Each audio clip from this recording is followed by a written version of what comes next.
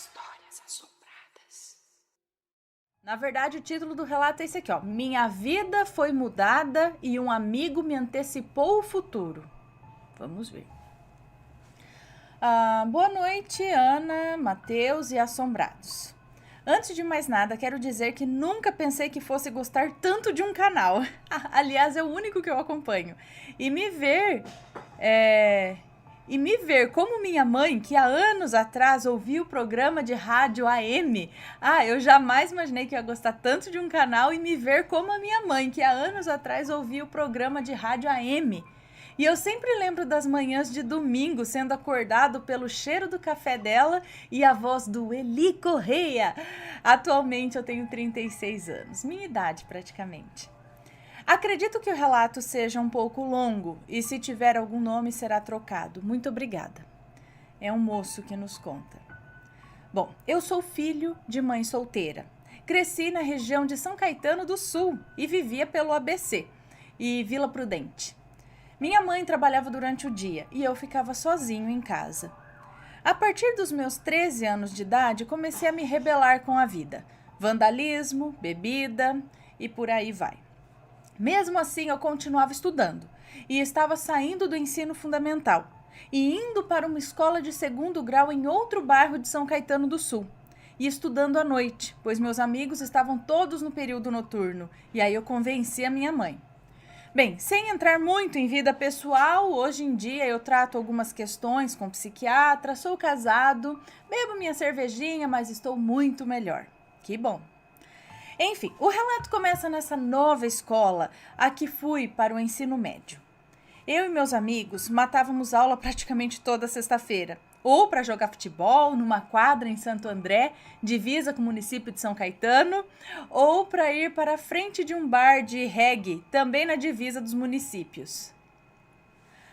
E fiz novas amizades com os meninos de outros bairros, e um desses meninos, que vou chamar aqui de Diego, era o que mais simpatizei. E ele comigo, então acabamos nos tornando bons amigos. Essa amizade começou em 1999, 2000 e se eu não me engano, por aí. Foram 2 ou 3 anos de amizade, acho. Diego e seu irmão estudavam à noite também. Diego era o rapaz que faria o papel de bonzinho em filmes, grande coração, tímido, sempre disposto a ajudar, até mesmo desconhecidos. Em qualquer situação, era aquele cara que ajudava. Seu irmão, Caio, também era uma boa pessoa, mas era mais descolado e sempre fumava conosco, um tipo de cigarro que na época não era bem visto pela sociedade em geral. E sempre estava com... Que tipo de cigarro é esse? Naquela época não era bem visto pela sociedade. Enfim, e sempre estava com garotas bonitas, o descoladão. Os pais deles eram professores universitários, eram pessoas bem educadas e eles ainda ajudavam seus pais durante o dia com entrega de comida, que eles tinham como uma renda extra. Quero dizer que não eram pessoas que estavam no caminho torto da vida, não eram. Diferente de mim, que estava indo para o caminho errado já. Eu já era um pouco mais rebelde. Eu invadia prédios para pichar, usava minhas camisetas de banda de punk rock, já estava indo para coisas mais pesadas. Diego sempre que me via com a camisa da banda Bad Religion, com o sobrenome. Quando ele me via com a camisa do Bad Religion e a minha arrogância com o sobrenatural, me dizia de uma forma fraterna. Ele me dizia de uma forma fraterna para eu não zombar de símbolos sagrados e que essas coisas existem. Eu realmente confesso que, apesar do ocorrido, eu sou cético, mas eu fiquei impressionado com o que aconteceu. Bom, no último ano do ensino médio, mais precisamente junho de 2001, Diego começou a me dizer que ouvia muitas vozes ao mesmo tempo e eu, curioso, ficava sempre perguntando: mas e aí, o que elas falam? Eu era curioso, sabe? Sempre gostei dessas coisas, apesar de não crer. Ele disse que não entendia e que eram cada vez mais e mais vozes. Como eu era muito curioso, o irmão dele veio me pedir para eu não ficar falando com ele sobre isso, pois a família deles estava sofrendo com isso há algum tempo. Diego foi ao médico, foi ao psiquiatra e foi diagnosticado com esquizofrenia. O médico, inclusive, perguntou se ele estava usando drogas, mas ele não usava.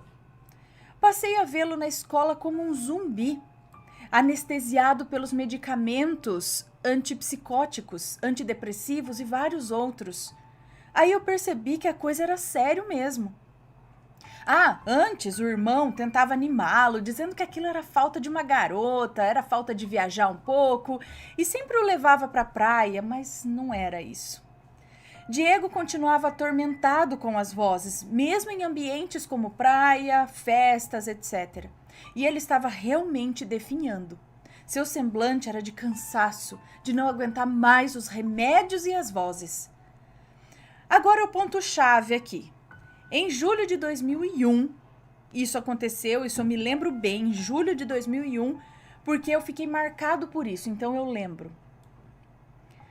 Eu estava como se fosse no terceiro B, e o Diego estava no terceiro C, terceiro colegial B e o Diego no terceiro colegial C. G. Nossa, G? Eu estava no terceiro B e o Diego no terceiro G. Uma sala no andar de cima e a outra no andar de baixo. E seu irmão no segundo ano do ensino médio. Diego entrou no segundo ano. O irmão não era mais velho? O Diego era... Peraí, agora fiquei perdido. O Diego era... Bom, enfim. Diego entrou na minha sala com aquele jeito de zumbi, a sala lotada, umas 40 pessoas mais ou menos, aula de história, todos prestando atenção em silêncio. No noturno o pessoal era mais velho, sabe? Então... E ele parou em frente à lousa e ficou em pé por alguns minutos, sem ninguém falar nada, assim como o professor que parou de falar esperando alguma coisa.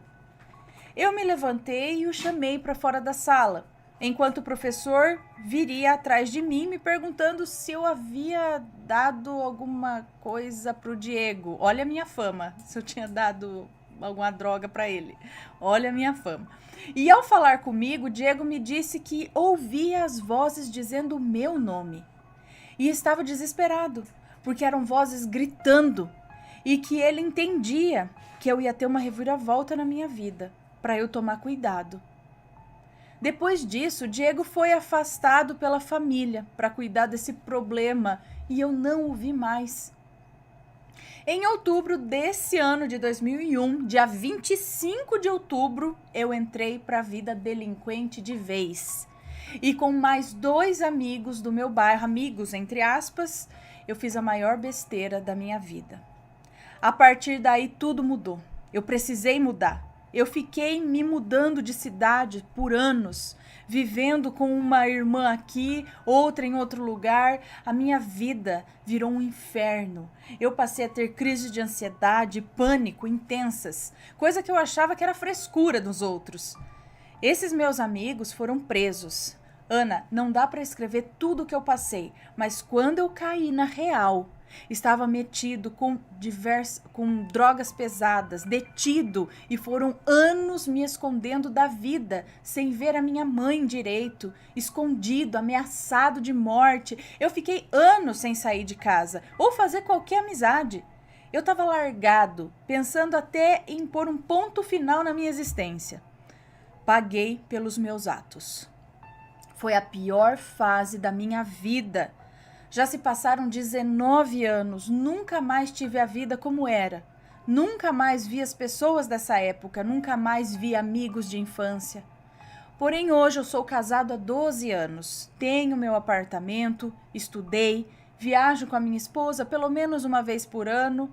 Para quem achava que eu não passaria dos 20 e poucos anos, minha vida está ótima. De vez em quando, exagero na cervejinha, mas sem drogas.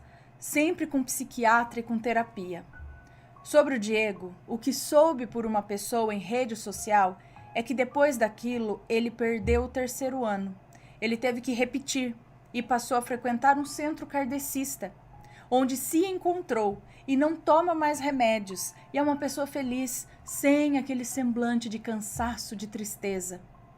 Desculpe se ficou longo e se não me fiz entender, Parabéns por sua família, você é muito cativante. A pausa dramática para ler alguma coisa durante os relatos, apesar de inconsciente, é muito charmosa. Muito obrigada. Se alguém puder opinar sobre esse relato, eu já agradeço, pois eu sou muito cético e ainda vejo que tudo pode ter explicação e que o que o meu amigo disse foi apenas uma coincidência. Beijo, Ana, abraço, Matheus, vida longa a toda a sua família. Aqui é só pra gente, dá licença.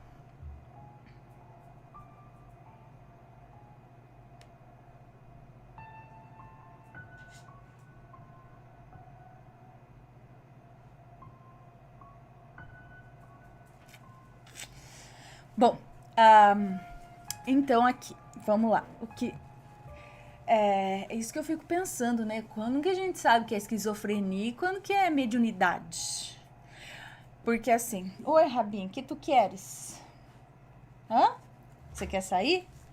Tem alguém mexendo com comida lá fora, só pode. Quando ele fica desesperado pra sair, o Matheus tá mexendo com um prato, fazendo alguma comida. Senão, ele fica quietinho. Matheus, abre pro Rabinho, por favor. Abre para o Rabinho. Abre pro Rabinho sair. O duro é que abre o Rabinho quer entrar. Não, enfim, abre aqui pro o Rabinho, o cachorro, por favor. Matheus, você está me ouvindo?